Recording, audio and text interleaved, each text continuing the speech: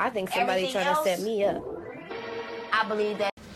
Hello everybody, welcome back to my channel. My name is Amanda. If this is your first time here, welcome to my beauty entertainment channel. Absolutely.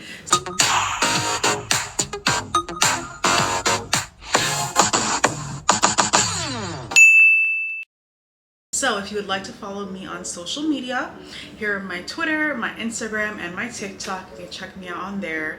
As for recent videos, because I filmed a video before this, but I don't think I'm uploading it until after this video, but I'm not sure. So either my most recent video will be about whitewashed black girls, or it would be my video talking about and everyone is bothering me. Either way, I'm going to put them on the screen down below if you want to check out some of my other videos.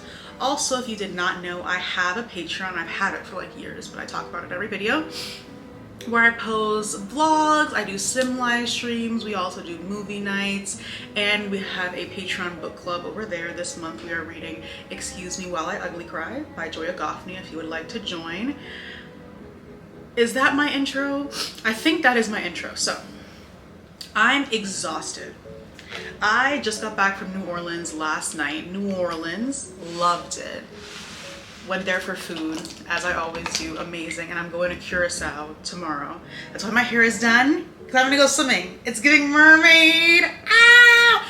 Anyways, before I got on my flight to go international gal, I had to give you guys a video on this show that everyone was telling me to watch.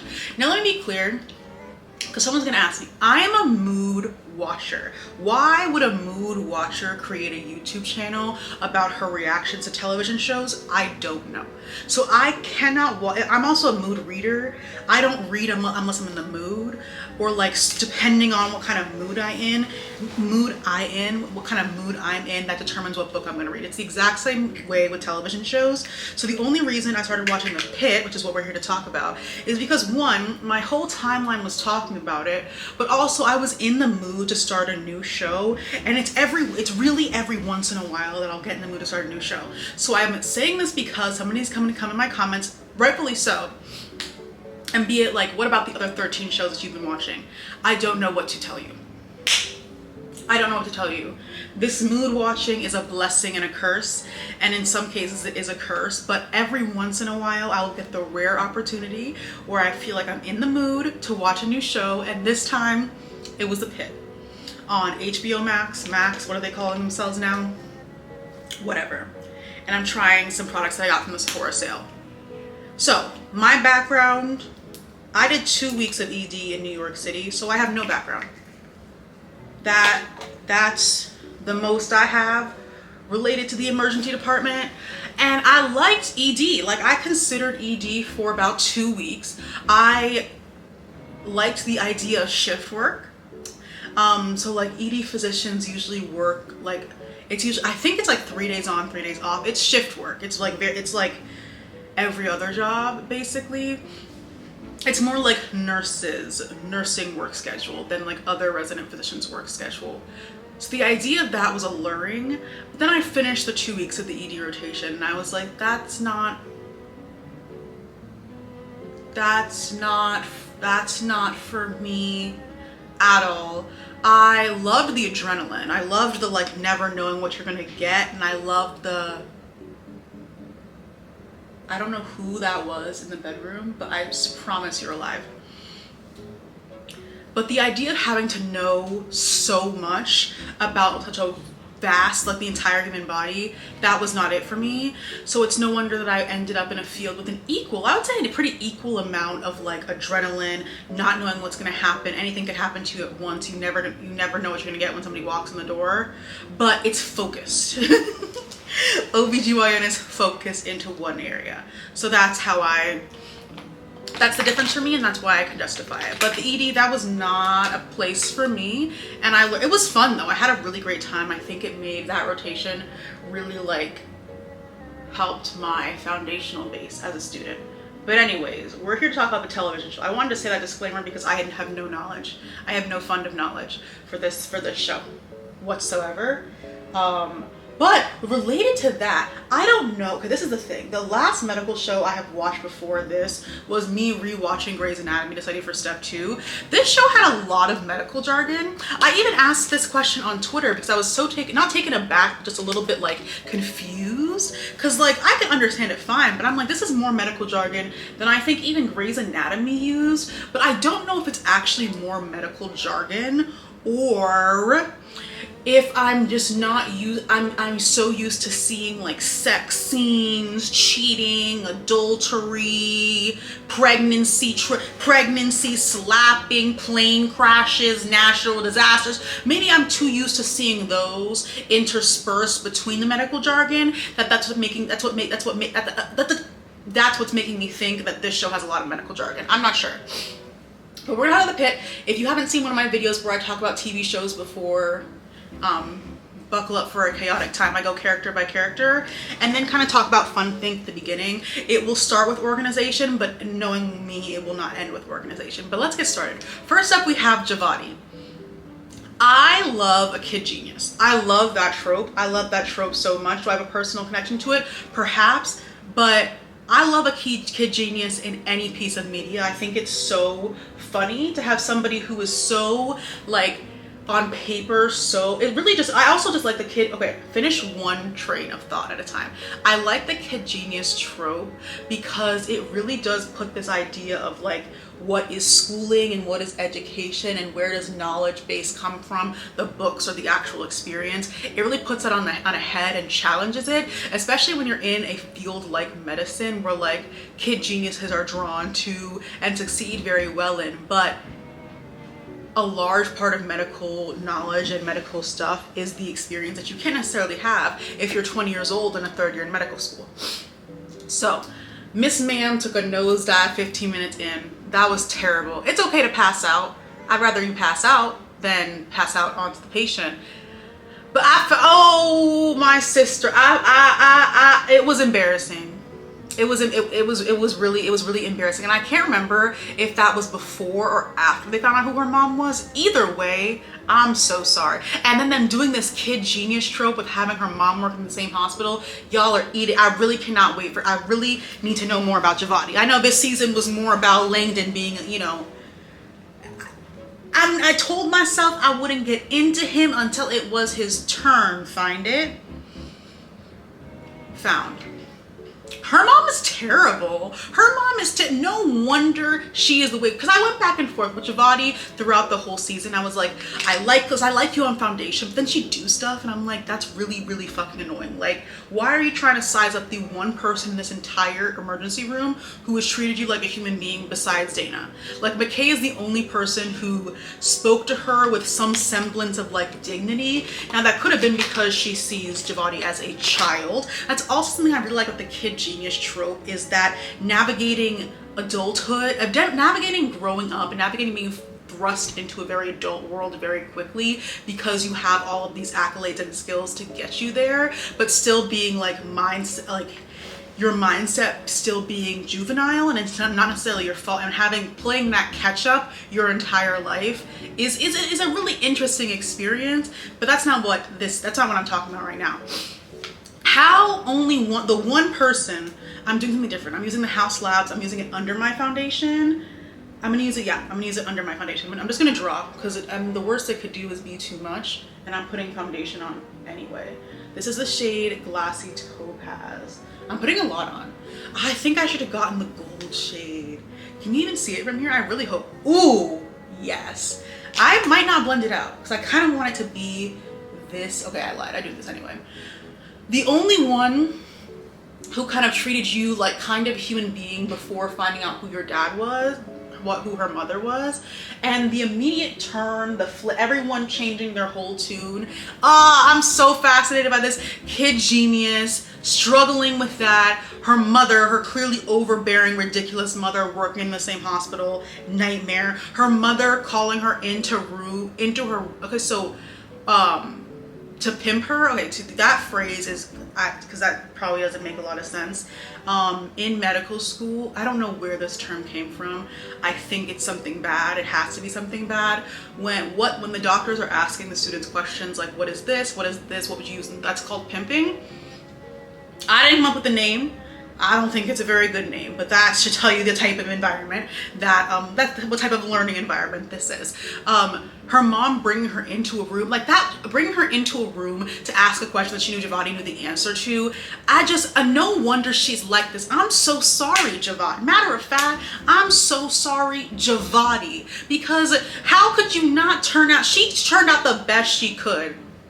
She turned out the best she could, and she did eat her mama when she said it's not time to teach me in the middle of a mass casualty. It was not a terrible time to teach, but I was really proud of her for standing up to her mom. I think that the day in general gave her a whole lot of confidence, despite the look on her face the entire shift being absolute horror. Her face never left from that absolute horrified look the entire shift. Why am I putting this in the back of my hand? Never. The entire shift, Javati looked absolutely horrified.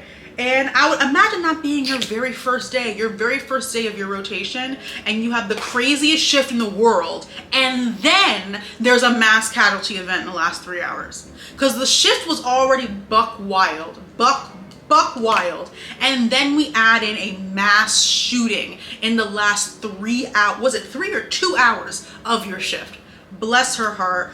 I ended the season liking her character. I love her little crush on Matteo. I think it's a really cute crush, and I need her to have some fun at work. This is the thing. They said apparently next season is set on 4th of July weekend. So will Javati still be there? Like what time period? What time? I didn't get what time. What like month or day this was all happening. Not month, day. This all took place in a singular day. I hope she'll still be there, or are they going to bring other medical students? I don't know what's going to go on, but I like Javati. I want to see her succeed. I want to see her, you know, eat up her mother just a little bit more. And I like to see she really came into herself even in one day, because I mean this whole experience is crazy.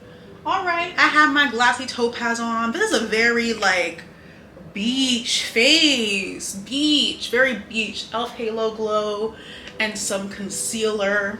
I would step outside and this would all melt off. That's why we're starting here.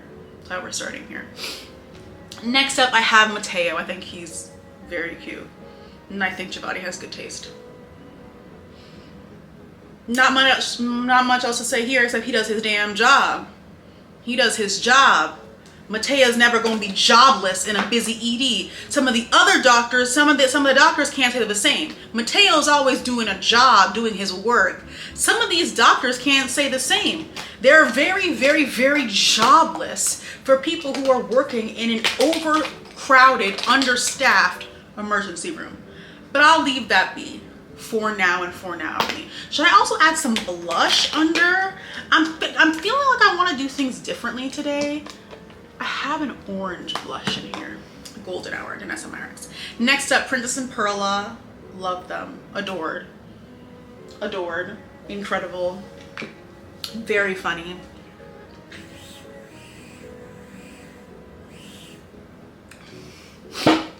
I also thought Santos was ethnic of some kind, was not positive, but that scene was also really, really funny. So I'm adding some under. I haven't done this in a while because Danessa's honestly really good over foundation, but I'm trying some new and some different things because I have new and different hair. Anyways, next up we have our 4th year, also Whitaker. I really liked how they seemingly talked to medical students, because there's a very clear difference between a 3rd and a 4th year. The difference is, I'm gonna say this as quickly as possible. In your 3rd year, traditionally, not all med schools the same. Your 3rd year, traditionally, you go on clinical rotations where you try every single aspect of medicine for 4 to 8 weeks, depending on your school. That's what Javati's in. That's usually your first time in a clinical context as a medical student. Some people may have been in clinical context before, like working as scribes, working as medical assistants, working as nurses, whatever they were before medical school. But if you do not do any of that, your first clinical experience is that third year medical school. A fourth year student, somebody who's finished third year and is now doing more rotations. Fourth year student has decided what they want to do with their life. They have, I don't know, I still don't know what month we're in with this show, possibly has decided what they want to do, has possibly started applying and is doing rotations more specifically in that field to gain some hands-on skills before starting residency next year as an intern, which is what Santos says. So for me, I assume Whitaker's doing EM. Whitaker, insufficient scrubs.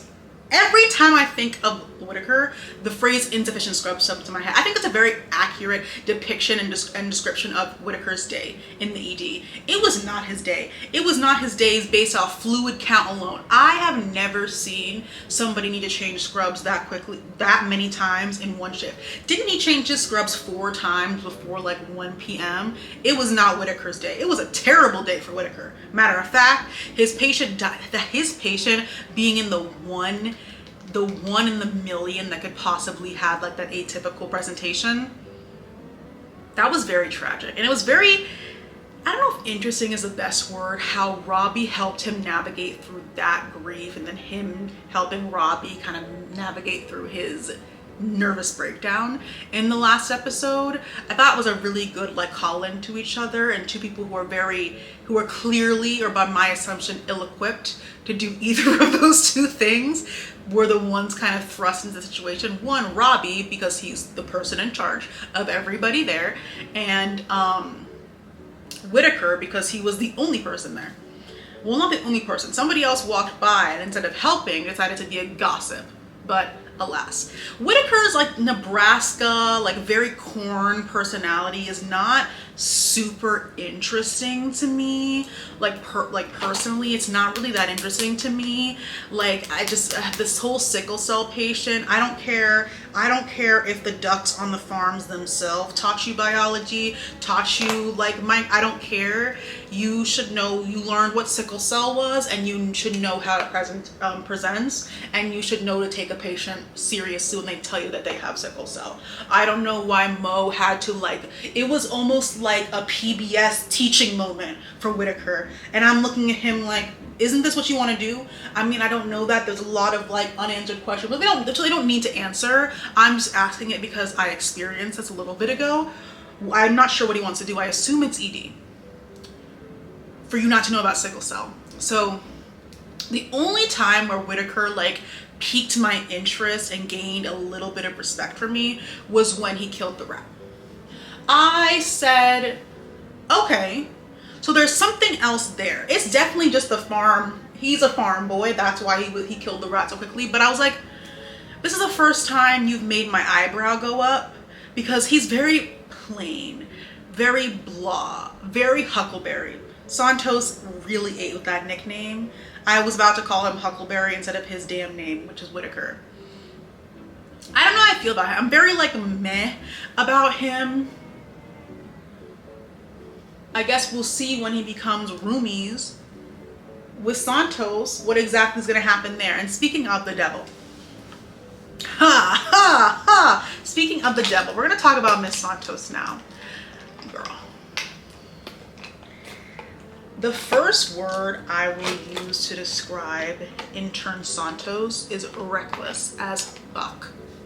Reckless as fuck. So I was surprised watching this show, seeing them do the ultrasound, the POCUS, unsupervised. Not unsupervised, but unchecked. Whitaker did the POCUS to see that it was a gallstone, and no attendant came by to be like, oh yes, it was a gallstone. Nobody came by to confirm. They all just kind of assumed he knew what he was doing, which is a really good experience to have that many people have faith in you, but it also was his literal first day. So I was already taken aback by the lack of supervision in this emergency room. Santos puzzles me deeply. Puzzles me deeply because I can't get a good read on her, because every time I think I have a read on her, she does something different. I think she's a very confused woman. I think she's a very confused person. She's told us she told, it was Mel I think she was talking to, that she, or was it Javati, that she uses comedy as a shield. I don't think Santos is very funny. I think she's actually one of the least funny characters on this entire show. So I don't know what she was talking about. But related to that, I need to meet her parents. I need to meet the people, person, whoever that brought this forth. Because Santos is very puzzling to me in the same way Javati was kind of puzzling. Javati was puzzling to me, but Santos is more puzzling to me, and I need to meet the people who created her. I need to meet whatever environments let her come through like this. I want to meet the people who are responsible for that, and not even to yell at them. Like, I'm literally just completely curious as to what happened in the past, like however many decades she's been alive. Because she'll do something fucking annoying, and then she'll do something great. Like, she did eat the standing up to the child molester, because I mean, that was still reckless to do, but she did eat that up. And she's like a seesaw. She'll go back and forth from doing the most heinous, unthinkable act you could possibly ever think of, and then being the only person with a backbone and a spine. She's a very polarizing person, and she will talk to anybody who listens, because immediately after she like reported the child, she like threatened the child molester as an you know what, she got it. And I was like, wow, good for her. She immediately went and did something. There has to be another word for reckless. Diabolically reckless. The Roboa, I don't know what the fuck a Roboa procedure. I had to look that up. I don't know what that is. Why would you do something like that? Why would you do something so reckless? And just be like, why on earth is an intern doing a Roboa procedure the first day? I don't know if this is her first day of intern year, but she's at least has only been a doctor for not very long. Why on earth is she doing that? Why on earth is everyone around her just watching her do it? I mean, they can't do anything because they're all either her like, because I remember when she did it and Mel immediately walked away and said, no, we're not doing that. We're gonna go get an attendant. I had to replay that clip 4 times. Because it's the way Mel walked away, like, I don't know what's happening here and I don't want to be a part of it. It was absolutely hilarious. And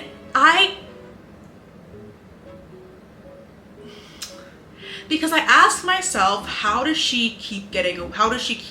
that personality, how do you keep moving forward? How does she keep getting away with these antics? Is because there's Abbotts in the world who applaud it. Why on earth did you tell Santos, good job? Even if she didn't kill the patient, by the grace of God, by the grace of sheer luck, she didn't kill that patient. So telling somebody who already has that type of brazen, it's not confidence. And she got yelled at by so many different people. Mo told her, you're aggressive and wrong. The surgeon, Dr. Garcia, told her you were aggressive and wrong after doing all kind of all types of flirtatious shit, but I'll get to that in a second. And she still is like, no, I'm gonna do it again. And that's the thing. Santos is one of my do I respect Santos? I do now, because she sniffed out a rat when no one else knew there was a rat even to be snuffed out. I have to respect her for that. She's like a dog with a bone.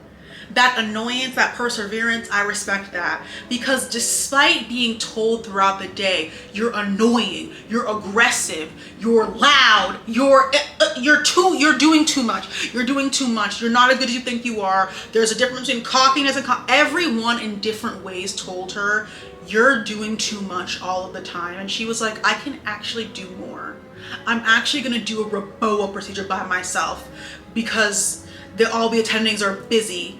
I'm actually gonna hand it to me. I'm actually gonna do it myself. I feel like Santos took the whole day as a challenge. I think she walked in and was like, how am I going to make this ER my bitch today? I think that's how she walked in, and I think that was her plan, honestly, from the get-go, was to incite havoc and wreak panic on everyone, on literally everyone. I fully believe this. And her snitching, I don't even want to call it snitching, because I'm like, why are you stealing medicine? I'm not talking about Langdon right now, but why are you stealing medications, period, obviously? But he's taking it off somebody. He took the medicine off somebody's back. Alcohol withdrawal is deadly. Alcohol withdrawal is deadly. And you're going to take the pills off the poor man's back. But whatever. I'm not getting into Langdon until it's time to get into Langdon.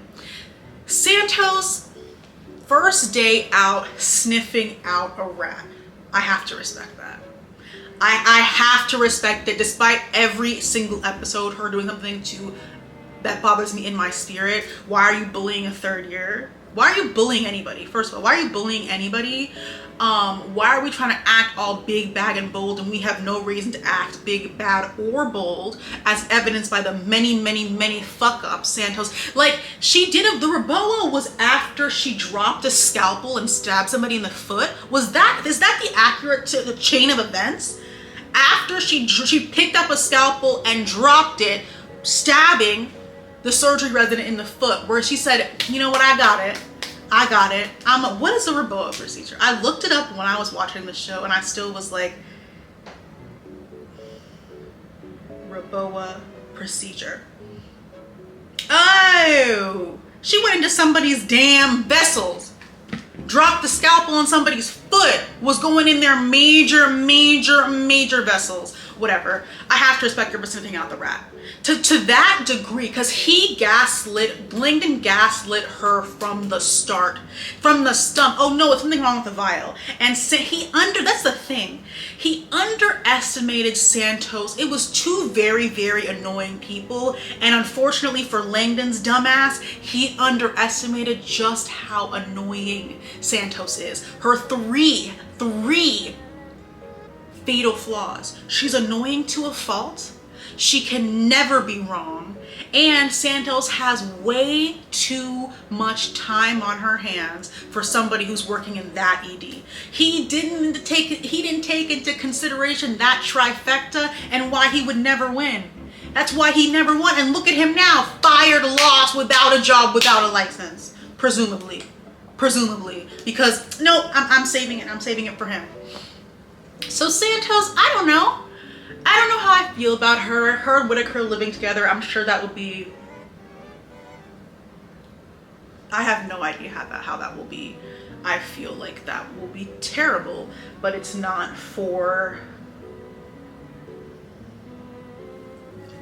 that has nothing to do with me. Also, I think Javati lives at home. I have no proof, but I think so, and I want her to move out. But back to Santos. I don't know. I respect her, but I don't like her. But you don't need to like somebody to have respect for them. Because no one even knew there was a rat in their mix. Nobody knew. But she did, because of the trifecta of stubbornness. Wow. Because they would have had, Robbie's ass was saved so many times during this shift. Imagine if Santos wasn't as freaking annoying as she is, and had there been a resident stealing drugs for months on months, and if Santos wasn't there to sniff him out, what would have happened? That lady, the CMO who kept them coming down, would have passed clean out.